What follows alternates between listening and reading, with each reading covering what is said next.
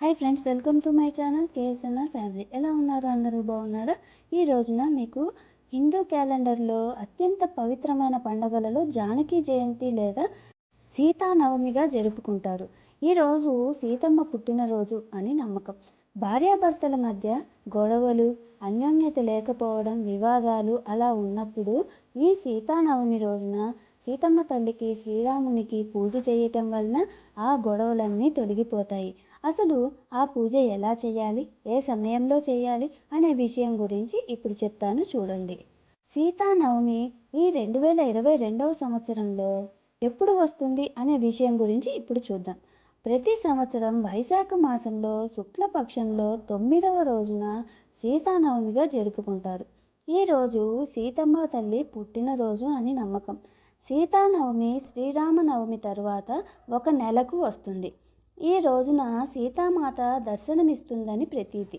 ఈ రోజును జానకి నవమి లేదా సీతా జయంతిగా జరుపుకుంటారు. ఈ రోజున సీతారాములను అత్యంత భక్తి శ్రద్ధలతో పూజిస్తారు. మహిళలు తమ భర్తల దీర్ఘాయువు కోసం ఈ రోజున ఉపవాసం ఉంటారు.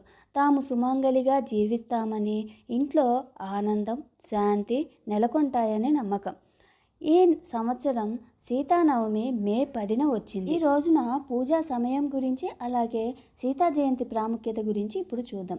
హిందూ క్యాలెండర్ ప్రకారం వైశాఖ మాసం శుక్లపక్షం నవమి మే 9వ తారీఖున సోమవారం వచ్చింది. ఆ రోజున సీతా జయంతిని జరుపుకోవాలి. అయితే ఇప్పుడు పూజా సమయం గురించి చూద్దాం. నవమి తిథి మధ్యాహ్నం 1:50 నుండి ప్రారంభమవుతుంది. తర్వాత మే 10వ తారీఖు మధ్యాహ్నం 3:02 వరకు నవమి తిథి అనేది ఉంటుంది. అయితే మనం పూజ అనేది ఉదయం సమయంలో చేసుకుంటాం కాబట్టి మే 10వ తారీఖున ఉదయం 10:57 నుండి మధ్యాహ్నం 1:39 వరకు సీతానవమి శుభముహూర్తాలు ఉన్నాయి. సీతానవమి శుభ సమయం 2:42 పాటు కొనసాగుతుంది. ఈ సమయంలో మనం సీతాదేవికి, శ్రీరామచంద్రమూర్తికి పూజ చేసినట్లయితే మనకి ఎటువంటి కష్టాలున్నా, అలాగే భార్యాభర్తల మధ్య గొడవలు ఉన్నా కానీ తొలగిపోతాయి. ఆ సీతమ్మ తల్లి మన కష్టాలన్నీ దూరం చేస్తుంది. సీతమ్మ తల్లి సాక్షాత్తు లక్ష్మీ స్వరూపం కాబట్టి ఈ రోజున సీతాదేవికి లక్ష్మీదేవిగా భావించి అమ్మవారికి పూజ చేయాలి. ఈ రోజున సీతానవమి ప్రాముఖ్యత గురించి చూద్దాం.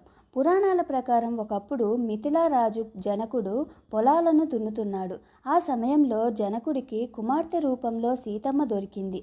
తరువాత సీతమ్మ శ్రీరామునితో వివాహం చేసుకుంది. సీతారాములకు లవుడు, కుశుడు అనే 2 కుమారులు ఉన్నారు. వివాహిత స్త్రీలు సీతానవమి రోజున ఉపవాసం ఉండి పూజలు చేస్తారు. సీతానవమి రోజున సీతారాములను పూజించిన వారికి అఖండ సౌభాగ్యం కలుగుతుంది. ఈ రోజున సీతామాతను పూజించడం వలన తీర్థయాత్రలు, దాన ధర్మాలు చేసినప్పుడు కలిగిన ఫలం కంటే అధిక ఫలం దక్కుతుందని నమ్మకం. దంపతులు వైవాహిక జీవితంలోని కష్టాలను తొలగి సంతోషకరమైన జీవితాన్ని గడుపుతారని నమ్మకం. ఇప్పుడు సీతానవమి పూజా విధానం గురించి చూద్దాం. సీతానవమి రోజున తెల్లవారుజామునే నిద్రలేచి అభ్యంగన స్నానం చేసి ఇంటిని, పూజ గదిని శుభ్రం చేసుకోవాలి. ఒక పీటను ఏర్పరచుకొని పసుపు లేదా ఎరుపు వస్త్రాన్ని దాని మీద వేసుకోవాలి. అనంతరం సీతారాముల విగ్రహాన్ని ప్రతిష్ఠించుకోవాలి. అంటే విగ్రహం లేనివారు కనీసం ఫోటో అయినా పెట్టుకోవచ్చు. సీతాదేవికి పసుపు, కుంకుమ, గాజులు, పువ్వులు, జాకెట్ వంటివి మంగళకరమైన వస్తువులను సమర్పించాలి. నెయ్యి లేదా నువ్వుల నూనెతో దీపం వెలిగించాలి. అక్షతలు, ఎరుపు, పసుపు, పుష్పాలు, ధూపం మొదలైన వాటితో పూజించాలి. అమ్మవారికి తాంబూలాన్ని సమర్పించాలి. ఓం సీతాయై నమః అనే మంత్రాన్ని 108 సార్లు జపించాలి. అలాగే నైవేద్యంగా పాయసాన్ని నైవేద్యంగా పెట్టాలి. అలాగే సీతా అష్టోత్తరాన్ని చదువుకుంటూ ఎరుపు లేదా పసుపు పూలతో పూజ చేసుకోవాలి. సీతాదేవి అష్టోత్తరంలో ఉండే 108 నామాలను నేను కింద డిస్క్రిప్షన్లో ఇస్తాను. ఆ నామాలను మీరు రాసుకొని ఆ నామాలతో సీతాదేవిని పూజించినట్లయితే మీకు అంతా మంచే జరుగుతుంది. ఆ సీతాదేవి అనుగ్రహాన్ని మనం పొందాలి. అలాగే ఈ రోజున ఈ విధంగా పూజ చేసుకున్నట్లయితే స్త్రీల సౌభాగ్యం చల్లగా ఉంటుంది. అలాగే భార్యాభర్తల మధ్య గొడవలు అన్నీ తొలగిపోతాయి. ఇలా ఈ రోజున అమ్మవారికి ధూప దీప నైవేద్యాలతో పూజించి భార్యాభర్తల మధ్య అనురాగం పెరుగుతుంది.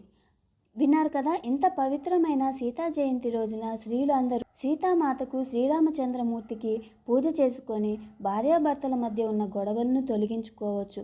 మీకు కనుక ఈ వీడియో నచ్చినట్లయితే ఈ వీడియోకి ఒక లైక్ చేయండి. ఇలాంటి మరెన్నో వీడియోస్ కోసం నా ఛానల్ని సబ్స్క్రైబ్ చేసుకోండి. Thank you so much watching my channel. Please subscribe చేసుకోండి.